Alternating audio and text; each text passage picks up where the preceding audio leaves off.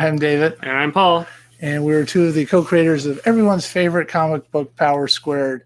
We're just back from San Diego Comic-Con, where we went as professionals for the first time, thanks to Power Squared. Yeah.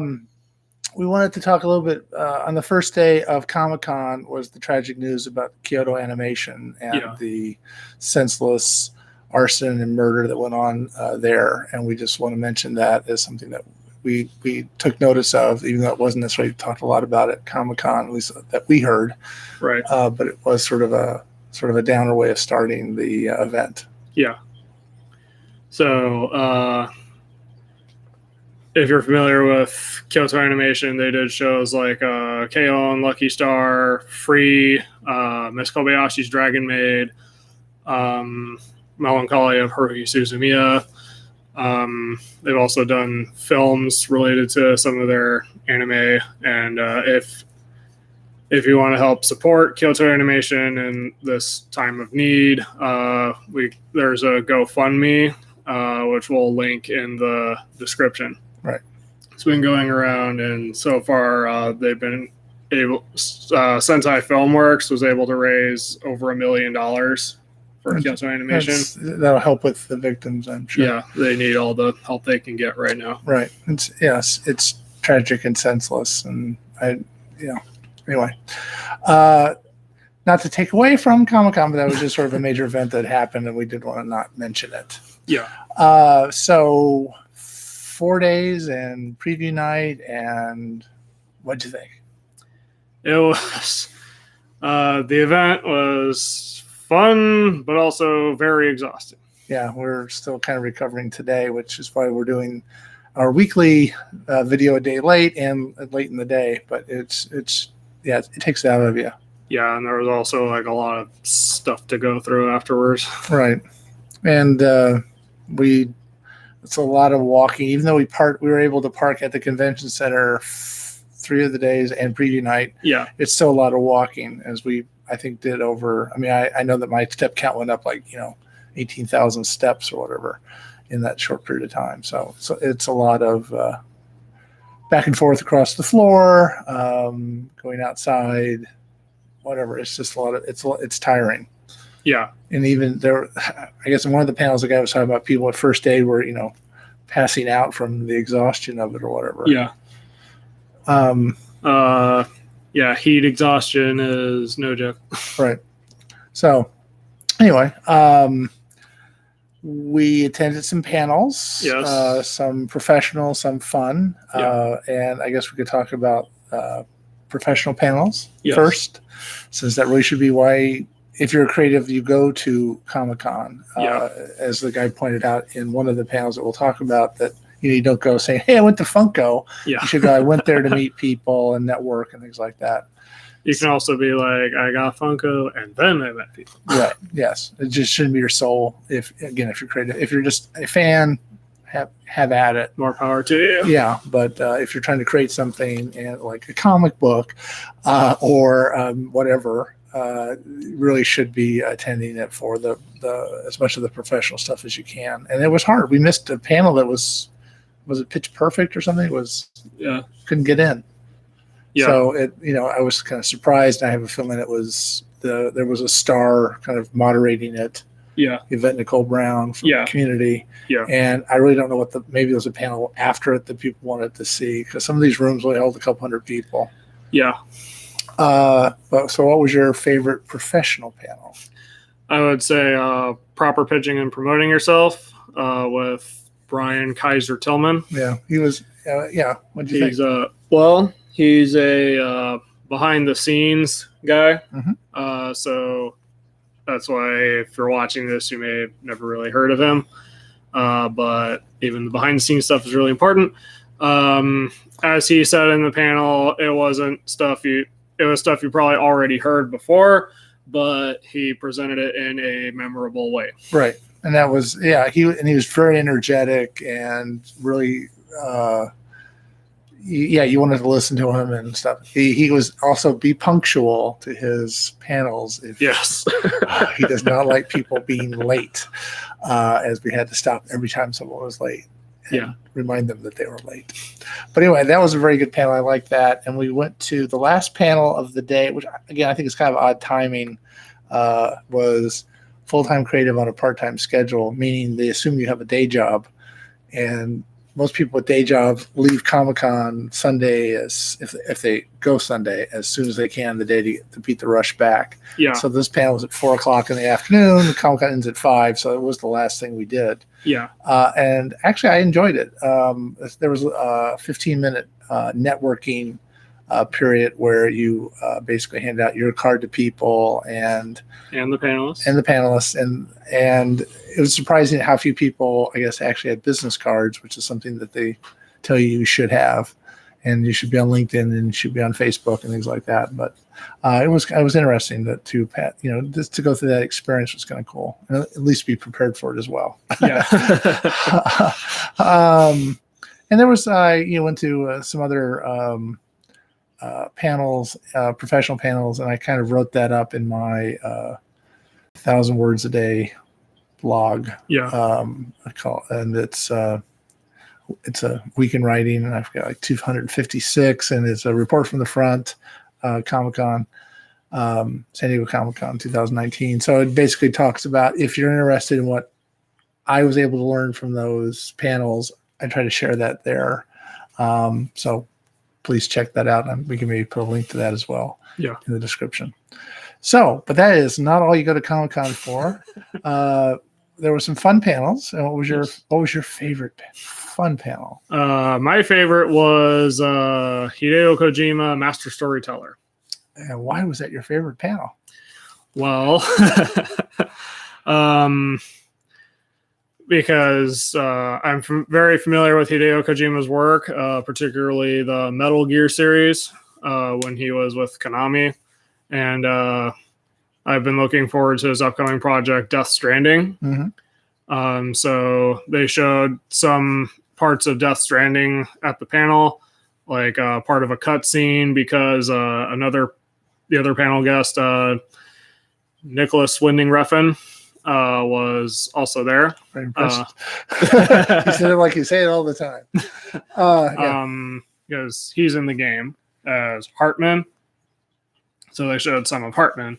They also revealed the box art for the regular edition and the steelbook. But the main point of the panel, like the meat of it, was Kojima and Winding Refn talking about their approach to storytelling and narrative, and their friendship as well. Yeah. And it was also generally interesting to hear them talk about storytelling and like filmmaking or video game creation from their unique perspective. Okay. And they gave us a big poster. Yes. Which we got to go pick up a mile away or whatever it was. Yeah. It was worth it, though. Yes. And I think also helped the panel was, one last thing. The moderator was Jeff Keighley, who some of you may know from the Game Awards, which is an annual event. Okay. He's kind of a famous figure in the video game industry, so it really helped that he knew what he was doing and what he was talking about. Okay, good. And we also, immediately after that was What We Do in the Shadows. Yes. Which I think was supposed to be about the TV series and ended up being more about the film and the short that inspired the film. Yeah. They did show The Trial, one of the episodes of the series. That was pretty cool. We'd already seen it, but that was pretty cool to see it again. And then Evan Rachel Wood was the moderator. And you got the impression that she found out the day before that she could be the moderator, and it was very interesting. I mean, I kind of got the feeling that maybe the cast members were a little bored, but they didn't really talk to the cast members very much. Yeah, you see them doing those. Yeah. Anyway, there's Taika Waititi and Jermaine Clements. Okay, you're launching into it. Yeah, they were there. Yeah, they were. And, They were sort of the main focus. Yeah, and so that kind of took a little bit away from actually being about the show so much, but it was still a fun kind of panel. Yeah. To put down. Something that I guess I'm going to be sort of the bitchy fan, and not that I was actually trying to do it, but there were a lot of times people that were supposed to sign up to do autographs didn't show. Or super late. Yeah, and took their sweet ass time getting ready, and then they want to turn around after wasting an hour of your time and charge you $30 for the privilege of signing something. We don't need to call. I'm not calling anybody's names. I'm just saying what happened, and it just sort of it's as a reminder if you ever get in a situation where you're supposed to show up, be prompt. One of the things you should be on time. Yeah. And so just as a reminder, if it's ever happens to you, please show up on time. Yeah. And but we did have one. You had an experience with one voice actor. Yeah, Lex Lang, who is best known as Dr. Neocortex from the Crash Bandicoot series as the villain. Mm-hmm. But he's also done roles like Angelo in JoJo Part 4. He's kind of the first villain that Josuke encounters. And in Lupin the Third, he's Goemon. Which I didn't really know had a voice actor. Yeah. So that he was very nice and, he was happy to see a fan, you know what I mean? As opposed to sort of taking it for granted. Yeah. He seemed very grateful. Yeah. To meet people, which is what you really should be. Again, if this ever happens to you or to us, then we will try to be really grateful that people show up. Yeah. And anyway, I just want to mention that was sort of a common occurrence up in the sales pavilion. Yeah. On the floor, the autographs were generally more reliable. One of the cooler ones for me was Gabriel Rodriguez, the artist of Lock and Key. Right. I had previously gotten Joe Hill, the writer, to sign at sign stuff at WonderCon. So getting both halves of the creative team was a really cool experience for me. One of the things when you go to these kind of conventions, you do want to sort of network, talk to people that you've known from before and things like that. And we were able to sort of touch base with most of the people that we do know. Yes.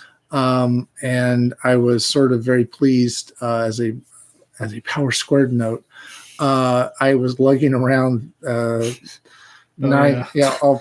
9 issues, 8 and 9, printed in case I had an opportunity to show them to somebody. And the opportunity, I think on day 3 finally arose, and I was able to show it to somebody at IDW. Yeah. And who was familiar with the comic book, and it was kind of anxious, happy to see it in print. But he did make some comments about how he thought the story was getting better and that the artwork, he had sort of blipped over the fact that we had changed artists. He thought the artist was getting better. And in fact, it's Rachel is doing the artwork. Yeah. But anyway, so he was very. I took that as a good, like, we're actually moving in the right direction, making it better, and hopefully, if you're reading it, you'll continue to read it. Right? Yeah. Okay. Enough of the selfless plug. Whatever. Shameless plug. That's the word. Shameless. Because if I don't do it, no one's going to. Anyway, so anything else you want to? Well, San Diego, like outside the convention center, we didn't do too much of that outside of like eating. Right. But I would move to San Diego in a minute if I could pull it off. I mean, this was like 100,000 people there, and rush hour was like, it's 20 minutes from 30 miles away. Like, I don't know. It takes me an hour to go 17 miles here, and they were acting like you could go from San Diego to the border in 24 minutes, and how long that was. Like, wow. Here it takes takes that long to get to the freeway. Right, yeah. It takes me half an hour to get to the 405 from here. So anyway, yeah, if I could pull that off, I'd be there right now. The other thing was it was surprisingly easy to get home. Yeah. Because of the late panel that we went to, we didn't leave there until 6, and you don't want to leave that late, but it only took 3 hours, which only, but still, I mean, it was moving. So that was a very pleasant surprise. Yeah. For us. I will say San Diego Comic-Con at night outside is really crowded in the gas lamp area. And especially on Saturday night, there was more like, I don't know, drunken partying. There was a lot of, At least the partying aspect, though I wouldn't rule out drinking. Really? People drink at convention? It's news to me. No, and not that we partaked, but there was a lot of street. There was some street theater going on, and there was general, I don't know if we didn't pass the people dressed as Leonard Nimoy and Captain Kirk every night, who would gladly, I kind of like an older version of those guys, and they would gladly pose for $5 if you paid them. Yeah. So there was a lot of that kind of stuff, and people, I guess there were a lot of giveaways, and a lot of people, I was kind of surprised. I thought it was kind of an LA thing, cooking bacon wrapped hot dogs. Yeah. I've only really seen that outside of like late night concerts. Yeah. Like, I don't know, Anthrax or Excision. But it was sort of like you couldn't walk 5 steps without somebody grilling hot dogs. Yeah. It smells really great, but I was just amazed at how many, like every 5 feet, there was somebody else doing it. It was just, I had never seen that before. We had not seen that down there before, I should say, I guess. Yeah. Were we just not there at the right time, or did they just not show up until this time? We eat dinner every time we're there. Just didn't notice. I never remembered that. But anyway, that's just sort of that's not here nor there. Yeah. Just an observation. Right. Things are progressing with the comic book, which is why we do this little vlog. Rachel has sent us 4 more pages that we have not yet looked at. Sorry. She did send them during the convention, so that's our excuse. We will try to look at those tonight. But it's always great to see stuff happening and to get more. And then I got an invoice from Nina, so I'm sure we'll get more pages from her before the end of the month. So it's all happening. We are still, I guess, kind of figured out Kickstarter. We haven't really done anything in the last week about it. Yeah. So we now do have magnets, which I know will be huge. Stickers and magnets. Who needs a comic book, really? I think we have it set. But anyway. It would be truly sad if we had a pin machine. Yeah, that was one of the things. One of the panels, that was one of the guy's suggestions. I got a pin machine so I can, as a way of adding to your income, make pins. Which, no, we don't have a pin machine. No. Anyway. So I don't. What? Don't expect that. Yeah. But we just thought, stickers would be nice, and then hey, we could do magnets that look just like the stickers, and they'll hold up paper on the refrigerator. So hey, you got to do it. So anyway, I think that's, unless you have something more to say. I think that's about it. Okay. So if you like this video, leave a like, subscribe if you want to keep up with the creation of Power Squared. Ring the notification bell if you want to see exactly when these videos go up. Just a quick reminder, this weekend you'll get to see a vlog of our time at Comic-Con. Yes, next week's A Week in Power Squared will be video footage that we shot down there that Paul will be editing. Yes. And it'll look super. It'll look great. And that'll be next week's show. Yeah. So to speak. All right. So until then, I'm David. And I'm Paul. And this has been A Week in Power Squared.